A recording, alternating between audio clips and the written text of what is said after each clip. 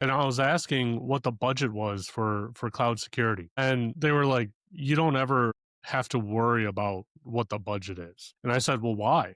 And he said, the budget this year is 1.5 billion for cloud security. There's literally no cost that we like even blink at. And it makes sense because they understand like, oh, if, if Bank of America, if JP Morgan Chase get breached, and I mean they have everything. They have your mortgage, they have your social security number, they have your address, your phone numbers, they have your entire identity history, right? Because how often do you change banks? I mean, I changed banks once 15 years ago, and I haven't even considered changing one time since then. Well, they're also like beyond just like consumer banking, right? They underwrite the transactions that drives the entire economy. Right. Right? So like with that, the thing that's really easy to forget is, the size of the economy is not based on raw dollar value. It's based on like the velocity of money and transactions itself. So like slowing things down is actually harmful, right? Yeah. No, it makes a lot of sense. I mean, there's a reason why people don't go and buy things with gold. Like you still have to convert that gold, like it has value, but you Mhm. still got to go and convert it to dollars, and you're probably not going to pay for it with cash. Those dollars go into a bank account.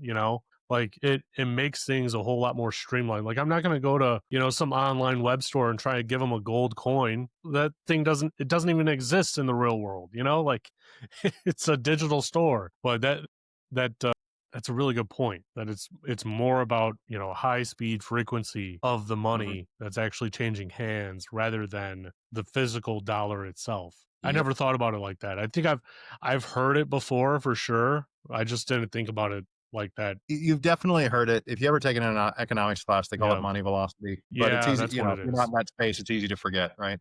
Yeah, yeah. I mean,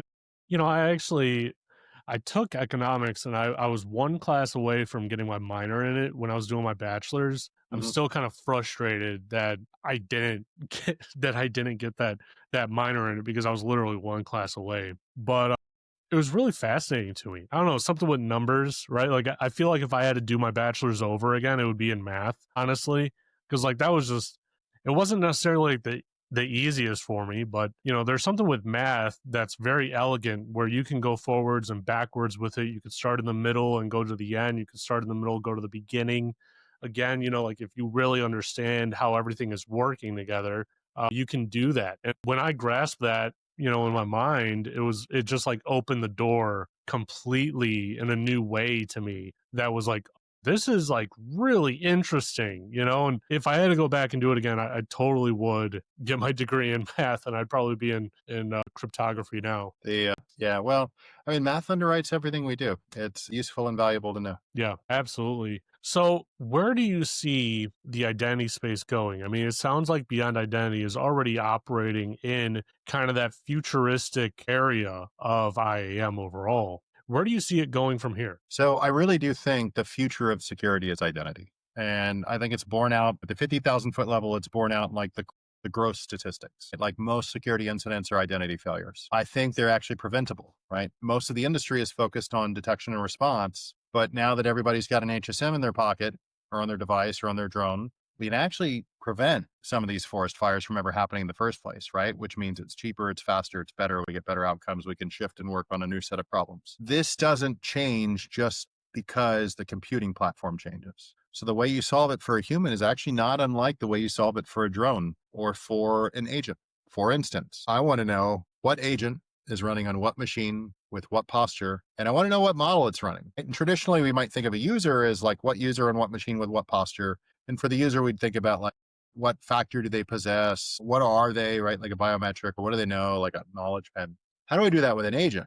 Well, agents are programs, and you can think of programs as being a program is a running process that's loaded from an actual file. That file is traditionally signed by the OEM that gave it to you. You can actually run those comparisons. You can decide if you trust the loader. You can trace the process through the loader back to the exe.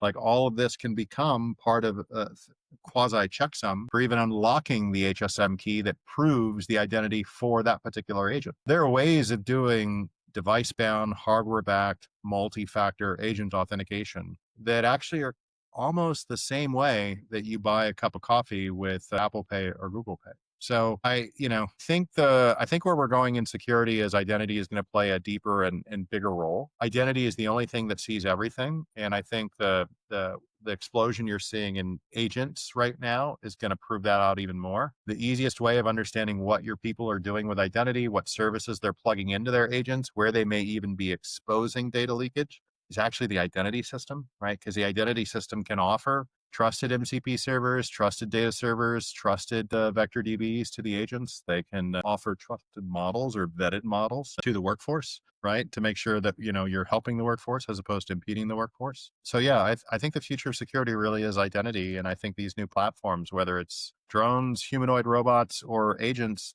are really just carrying the same old problems forward. And like, you can't, you've got to like reassess how you solve them and changing the equation, moving from these symmetric credentials to immovable asymmetric credentials is kind of the first step in that journey. Yeah, yeah, no, that's very true. I totally agree with everything you just said. Like the cloud kind of put it at the forefront, right? Where identity is now the perimeter of your security environment. It used to be able to think of it as like your firewall.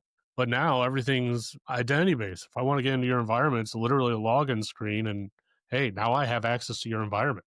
Right? I mean, what was it? The MGM hack or the Caesars hack was someone just calling up the help desk saying, "Hey, I'm locked out. Can you reset my MFA and my password?" Yeah. It was just a login. It wasn't, "Hey, I'm going to go and probe their firewall to see what ports they have open, get in and redirect some stuff and whatnot." It was identity based. You no longer have a network, right? You have the internet. And the only thing, so if you no longer have your network, if you only have the internet, then you've got to start thinking in like control plane or like overlay sorts of things. And the only natural overlay you have across your organization is identity. That's it. That really is it. Everything else is almost artificial, right? Like you could say, well, I'll construct a network overlay. I'll force everything to that network overlay so I have visibility.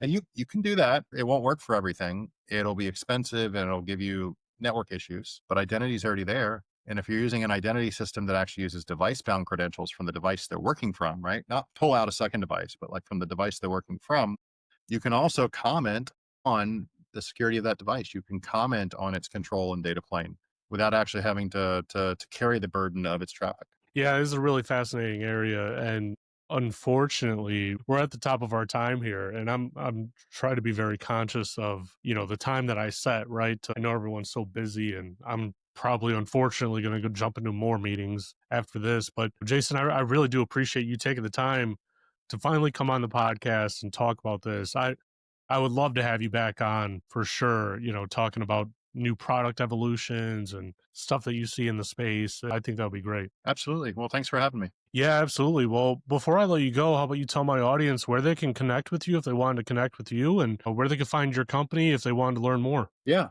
So I'm easy to reach. Hit me up on LinkedIn. Our website, beyondidentity.com, hosts and talks about almost everything that I've mentioned. Also, Claude and ChatGPT know a lot about us as well. So they can give you some context and point you at some of our materials as well. But yeah, hit me up on LinkedIn or even X. Awesome. Well, thanks everyone. I hope you enjoyed this episode.